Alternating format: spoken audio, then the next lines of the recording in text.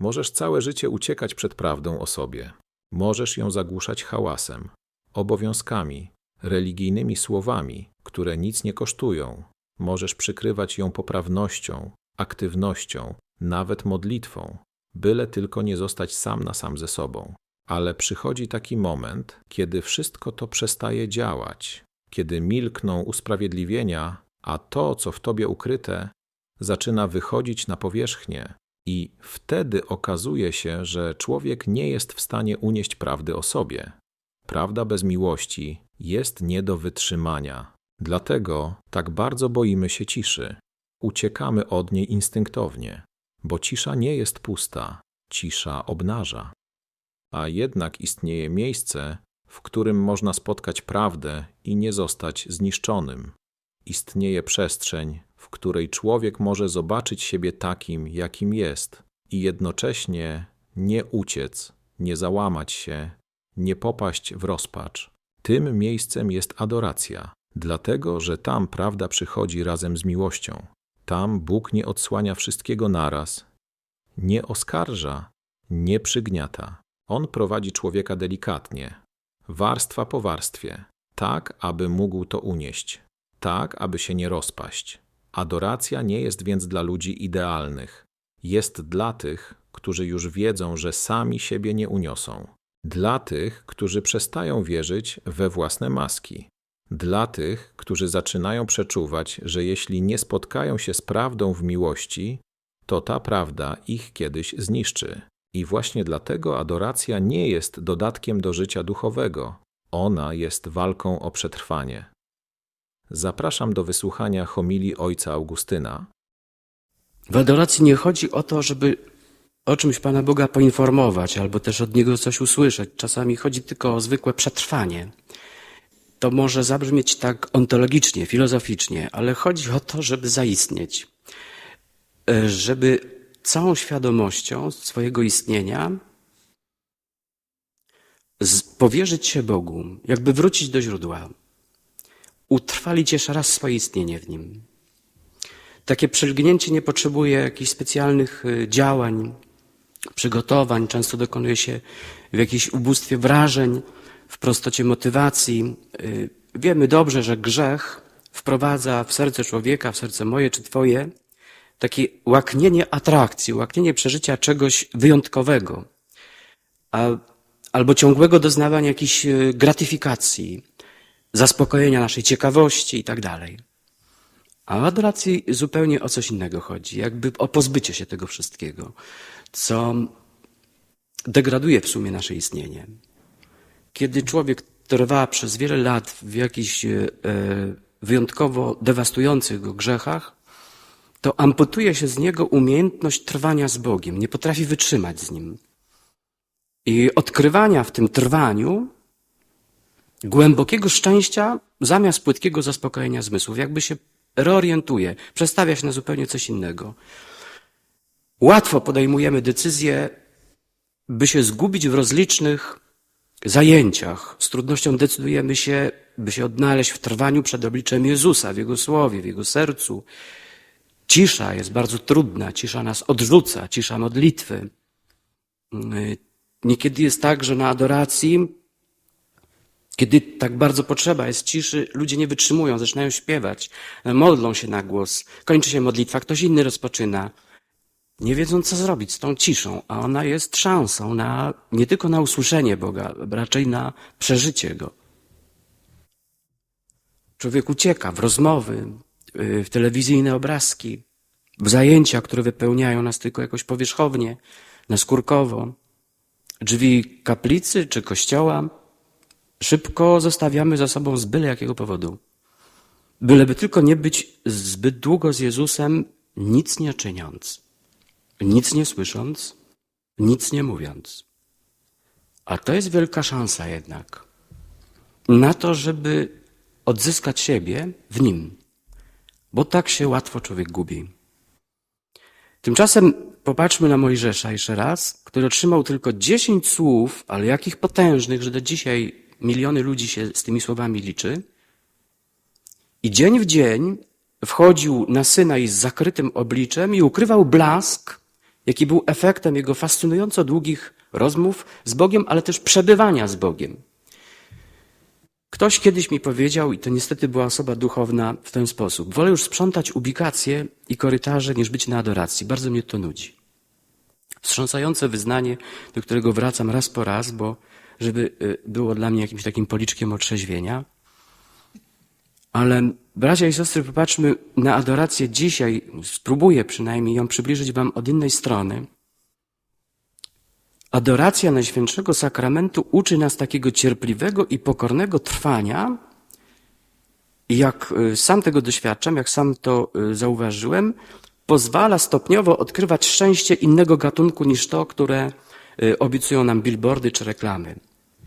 Zawsze adoracja po jakimś czasie jest jakimś olśnieniem, ale takim ukrytym, jakby za zasłoną Mojżesza. Olśnieniem, które, co prawda, odsłania nam oblicze Boga, także rzeczywiście możemy Go zobaczyć, doznać Go, Boga, który jest miłością, ale z drugiej strony prześwietla nas, prześwietla prawdę o nas samych. I tu jest problem, bo bez miłosiernej amortyzacji Pana Boga, takiej interwencji miłości, to człowiek nie zniesie prawdy o sobie. Tu w tej świątyni nie ma ani jednej osoby, która by zniosła prawdę o sobie. Zbyt długo spowiadam ludzi, żebym miał co do tego jakieś złudzenia. Znam tylko 2 egzemplarze ludzkiego gatunku, które mogłyby to znieść. Pewnego Żyda, który się narodził w Betlejem, i jego matkę. Oprócz tego nie znam nikogo, kto mógłby naprawdę znieść siebie samego. I bez Boga, bez miłości Boga, człowiek nie jest w stanie przyjąć prawdy o sobie. Dlatego adoracja jest wyjątkową szansą dla mnie czy dla ciebie na to, żeby bardzo akuszersko urodzić prawdę o sobie w rękach Bożych.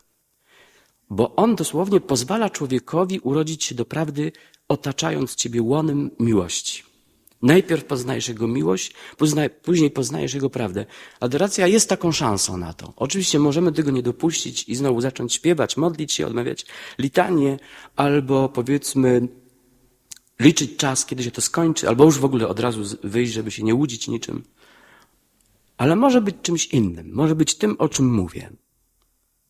Powiedziałem, że człowiek sam siebie nie jest w stanie znieść bez miłości Boga. Dlatego tak dużo kłamiemy i dlatego udajemy, bo prawda byłaby nie do wytrzymania. Znam przypadek, w którym komuś powiedziano prawdę w oczy, tylko prawdę, bez miłości. I w ciągu jednej nocy powiedziano tej osobie prawdę w oczy. I następnego dnia ta osoba popadła w szaleństwo. Nagle zerwano z niej wszystkie mechanizmy obronne, nagle zerwano z niej wszystkie maski, udawała, nie udawała, wszystko jedno. Dostała prawdę między oczy. Bez miłości. I to było zabójcze. Ale miłość znowu bez prawdy jest obłudą. Tak jak prawda bez miłości jest zabójstwem. Na adoracji mamy 2 w jednym. I miłość, i prawdę. Dobrze wiemy, bracia i siostry, że kłamstwo broni nas do pewnego czasu. Do pewnego czasu udaje nam się udawać, lawirować, manipulować, kłamać, maskować. Ale tak jest do pewnego momentu. Widziałem ludzi, którzy leżeli na łożu śmierci, jak umierali. I wtedy już wszystkie maski spadają z człowieka. I jeśli człowiek nie trenował wyznawania prawdy w miłości przez całe życie i przyjdzie na niego agonia, to śmierć jego jest straszna, jest przerażająca. A to, co jest po śmierci, to ja się przerażam o tym myśleć. Jak on później siebie przyjmie, kiedy nie trenował przyjmowania, przyznawania się do siebie w obliczu miłości Bożej. Zaś miłość Boga chroni mnie na wieczność, tak jak kłamstwo chroni mnie do pewnego czasu. I tu jest taki wybór. W adoracji dokonuje się mój wybór. Co ja chcę, żeby mnie chroniło? Co ja chcę, żeby mnie zbawiało? Moje kłamstwo czy miłość Boga? Mam 2 rozwiązania, bo prawdy się nie zniosę. I tak, czy ja mam się zbawiać przez to, że będę stawał się coraz doskonalszym hipokrytą? Czy ja mam się zbawiać przez to, że ja doznam jednak tego miłosierdzia i wyznam swoją prawdę? To jest znamienne, że jak czytamy Ewangelię, wszystkie 4 zresztą, to Jezus przestrzegał apostołów tylko przed jednym grzechem bez przerwy. Mówi, strzeżcie się kwasu faryzeuszów. Oni mówią, jakiego kwasu? I później im wyznaje, co to jest. Mówi, nauki faryzeuszów. Ale co to z tym faryzeizmem? Tak znowu Jezus się doczepił. Nie chodziło mu o faryzeuszy. Chodziło mu tylko o hipokryzję, o obłudę. Bo wiedział o tym, że człowiek im bardziej wchodzi w sakralną atmosferę, w relację z Panem Bogiem, to tym bardziej jest narażony na imitację prawdy. Na idealne kłamstwo, czyli idealną imitację prawdy. I później już nie jest w stanie odróżnić, czy to, co mówi, jest prawdziwe, czy nie. Czy to, co wyznaje o sobie, jest prawdą, czy nie. Czy jest udawaniem. Niestety bliskość Boga niesie ze sobą takie niebezpieczeństwo. Bliskość z Bogiem. I dobrze jest trenować wyznawanie prawdę prawdziwą w miłości Bożej. Tak bezpiecznie, żeby się nie pokaleczyć i nie wejść w jakieś imitacje. Bo Bóg, On nie demaskuje. On nie lubi oskarżać. On tak nagle nie odsłania. Zauważyliście, że czasem przy spowiedzi mamy takie zjawisko. Idziemy do spowiedzi, wyznajemy część grzechów i czujemy, że chyba nie wszystko powiedzieliśmy, ale nie pamiętamy. Co to jest? To nie jest amnezja z lęku, stres albo coś innego. Myślę, bo wiele razy to widziałem u ludzi, myślę, że to jest miłosierdzie Boga, który mówi starczy. Już wystarczy, więcej nie zniesiesz. Nie pozwolę ci więcej wyznać. I trzeba pokornie po prostu iść do domu, bo On tylko warstwę zdjął z nas. Nie chcę, żebyśmy 7 warstw zdjęli, bo to byłoby gorzej niż z cebulą. Po prostu rozpłakalibyśmy się do rozpaczy. Ale kiedy zdejmujemy jedną warstwę, jest to dość delikatne. Myślę, że to jest miłosierdzie Boże. Tak mi się wydaje. On chce usprawiedliwiać, tłumaczyć, wyjaśniać, amortyzować, podtrzymywać, przebaczać, bo On wie, że dopiero się stajemy. My jeszcze nie istniejemy tak naprawdę. Dopiero się stajemy.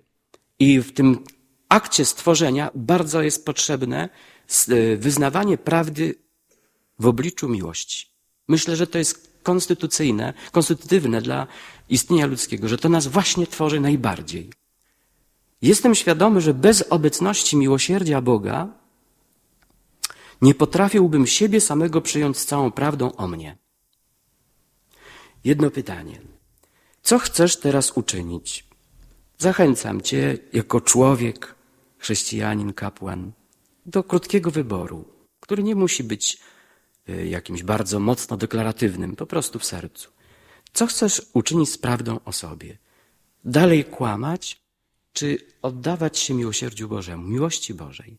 Jeśli rozwiązanie drugie cię interesuje, to bardzo dobrą pomocą, bardzo dobrą przestrzenią do przeżywania czegoś takiego jest właśnie adoracja. Czy przed obliczem, ikoną Chrystusa, czy przed Najświętszym Sakramentem, w każdym razie adorowania. Kiedy tylko ośmielę się klęknąć przed Jezusem, przed Jego sercem, przed Jego obliczem, przed sakramentem, mnie osobiście już po kilku chwilach bierze wzruszenie. Nie dlatego, że jestem sentymentalny, wzruszam się piękną, ozdobną, gotycką monstrancją albo takim maleńkim Jezusikiem, który przypomina baranka w hostii, czy coś takiego.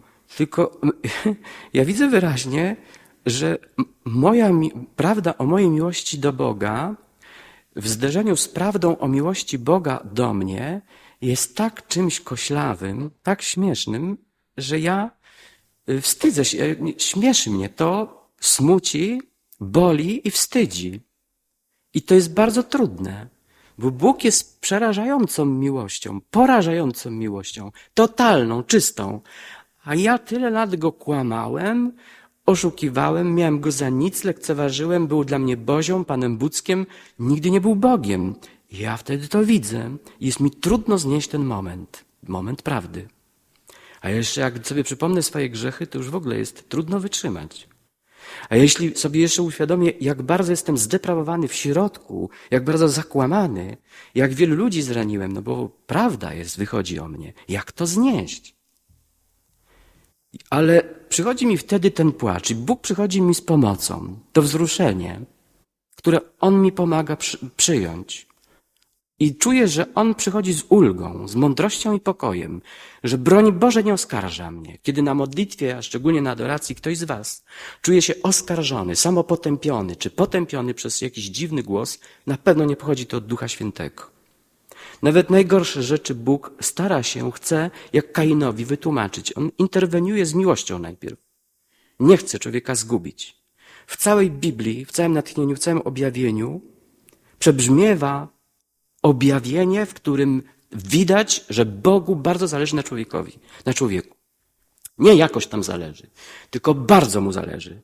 Do tego stopnia mu zależy, że staje się kimś, kim nie jest, czyli człowiekiem, stworzeniem, chociaż jest stwórcą, czyli dokonuje rzeczy niemożliwej, przekracza wszelkie wyobrażenia logiki na prawa natury, jakby zaprzecza wszelkim prawom, które stworzył naturalnie i po to, żebyśmy go zamordowali, bo inaczej on nie byłby w stanie nas wyciągnąć z dna śmierci, gdyby nie umarł, więc po prostu musiał umrzeć.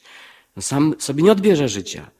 Ale ponieważ był za dobry, no to żeśmy go nie znieśli, no i wykończyliśmy go. Ale on to wykorzystał dla naszego dobra. No i tu znowu jest trudny moment do zniesienia, kiedy sobie uświadamiasz nie tylko prawdę o sobie, ale również prawdę o Jego miłości. To też jest trudne do zniesienia. W każdym razie miłość Boga jest największą szansą dla mnie. Szansą mojej prawdy i Jego prawdy. I kiedy jestem na adoracji, to ja widzę, że ta miłość mnie nie oskarża, mnie nie niszczy, nie gniecie mnie. Że ja mogę najgorsze prawdy sobie uświadomić i Mu wyznać i On to przebaczy, bo jest niezmiernie dobry. Jest dobrocią, a słowo dobroć to mnie się wydaje nawet jest za małe, żeby Go określić. Żeby cośkolwiek o Nim powiedzieć. Amen.